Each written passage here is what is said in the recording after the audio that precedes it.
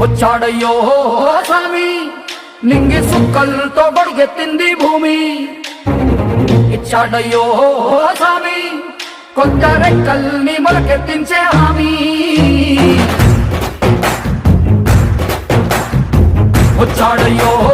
స్వామి నింగి సుక్కలతో గొడుగెత్తింది భూమి ఓ ఇచ్చాడయ్యో స్వామి కొత్త రెక్కల్ని మొలకెత్తించే హామీ కత్తి సుత్తి పలుగు పారా తీయండి